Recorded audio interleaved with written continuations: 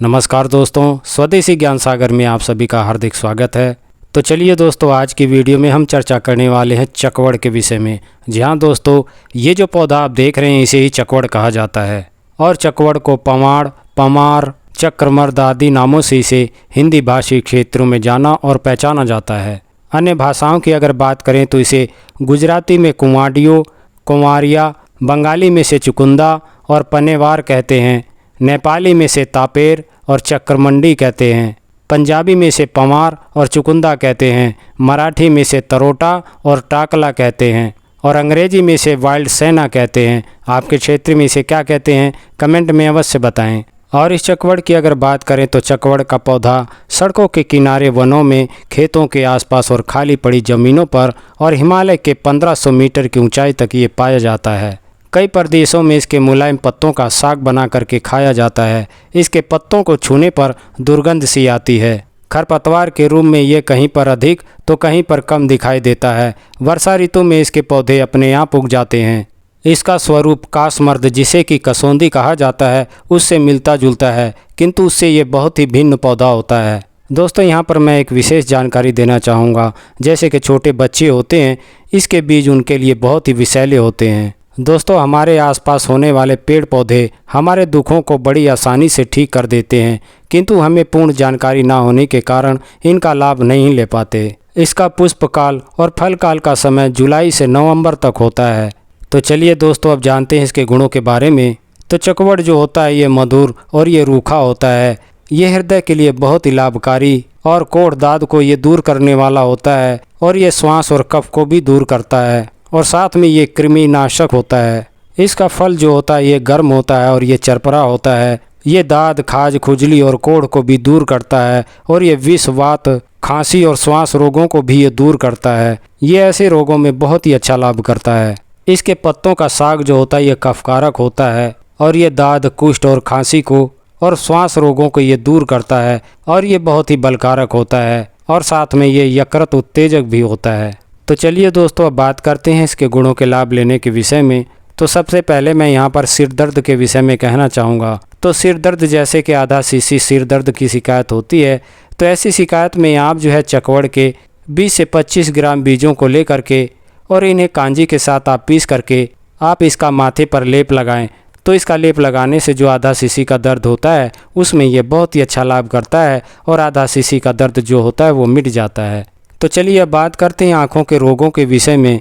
तो आँखों के रोग हो जाते हैं तो आप जो है चकवड़, दारू, हल्दी और हल्दी, पीपल और कूट को लेकर के इनकी बराबर मात्रा कर लें और इन्हें लेकर के नींबू के साथ इन्हें घोट करके इन्हें आँखों में लगाएं। तो इनको आँखों में लगाने से जो आँखों के रोग होते हैं उनमें ये बहुत ही अच्छा लाभ करता है।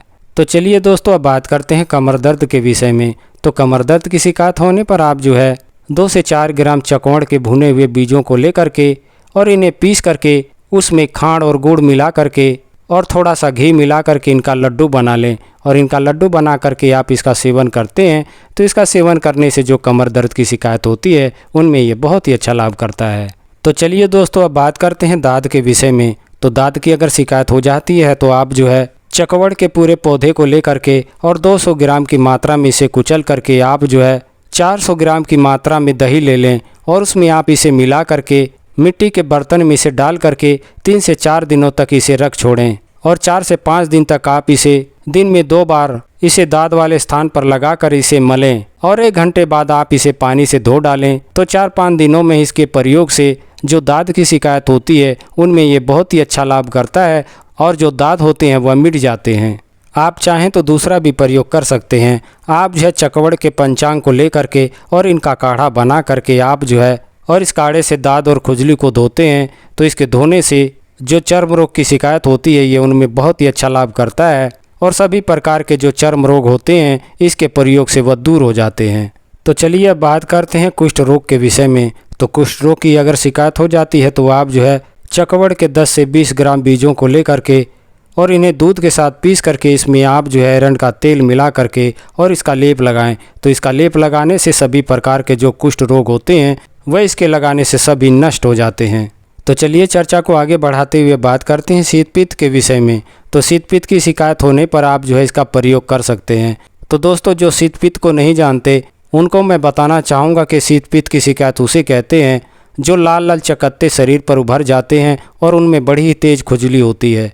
तो ऐसी शिकायत में आप जो है चकवड़ के जड़ का चूर्ण 2 से 4 ग्राम की मात्रा में लेकर और इसे घी में मिला करके आप इसका सेवन करें। तो नियमित रूप से इसका सेवन करने से जो शीत पित्त की शिकायत होती है ये उनमें बहुत ही अच्छा लाभ करता है। तो चलिए बात करते हैं सफ़ेद दागों के विषय में। तो जिनको भी सफ़ेद दाग की शिकायत होती है तो वे चाहें तो इसका प्रयोग कर सकते हैं।